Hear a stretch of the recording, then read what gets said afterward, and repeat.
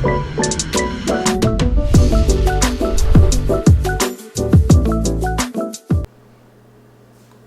this is Penda. Welcome back to MillionaireBaibe. Today we're going to be talking about, should I buy a house in 2024?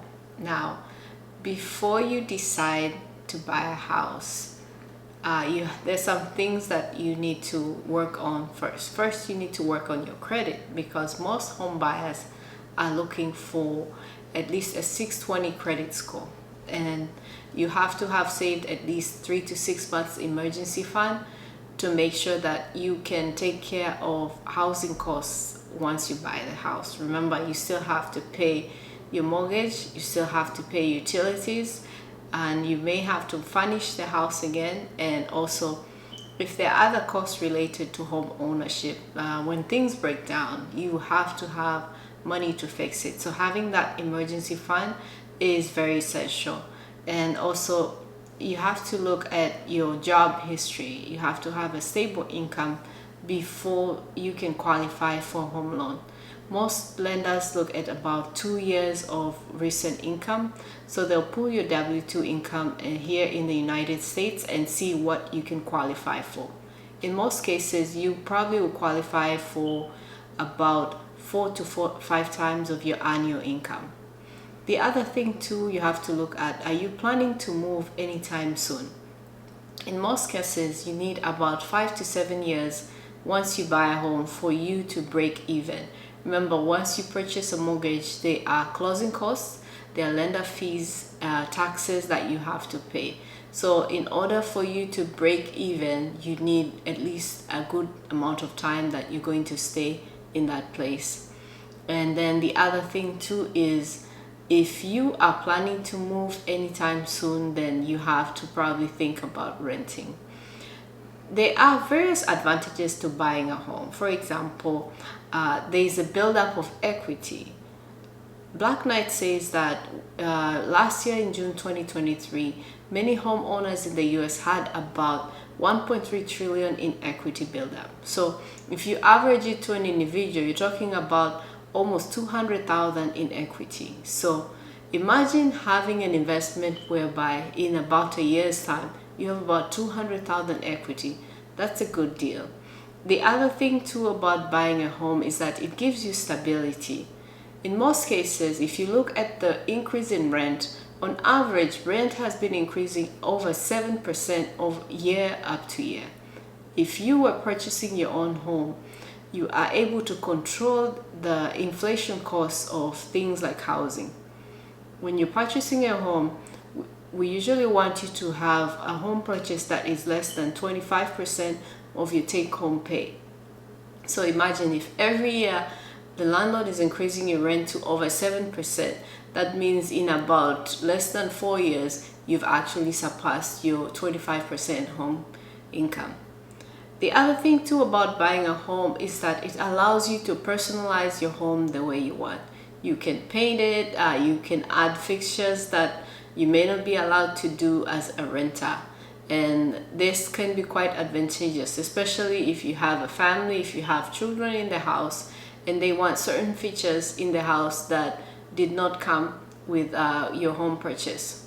On the other hand though, ask yourself, if you're not in a position to buy a home, you don't have that stable equity, you don't have stable income, you're planning to move maybe in the next 3 years, then it might be better to just rent. Now, part of the advantages of renting, like I said, is gives you that flexibility. If you have to move in the next 1 or 2 years, renting might be the best option for you at this time. And then once you're renting, most of the maintenance costs are really up to the landlord. You do not have to pay, let's say your AC is not working. On average, it costs about $4,000 to $10,000 to fix an AC unit. If you're renting, the landlord is the one who's going to foot that bill. And then also the initial cost. For every mortgage that you take on average, a first-time home buyer can put as little as 5 or 3% down to purchase a home. But remember that you still have to pay closing costs. Closing costs for mortgage range about 5 to 10%.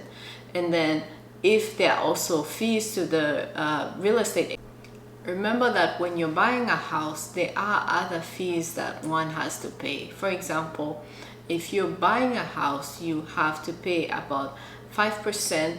That's the initial investment for a first-time home buyer. And then there are also closing costs that you have to pay, which will be about 5% of your lender mortgage purchase. And then there are also taxes, insurance, and other fees that could come up. For example, if you have an HOA in the area, you have to pay for that. If you have a CDD in the area, you're also going to pay for that. So if you're renting, you don't have to pay all those fees. You just have a one-time fee of your monthly rent, and that's all that you have to take care of. The other thing too is you have to consider your financial situation. Like I said, if you are not in a good, stable financial situation, then buying a home may not be the best thing for you to do at the moment. Renting might be your best alternative. The other thing too is if you plan, let's say, to go back to school, if you have any other thing in your life that you know will make you change your life circumstances, then renting is the way to go for you.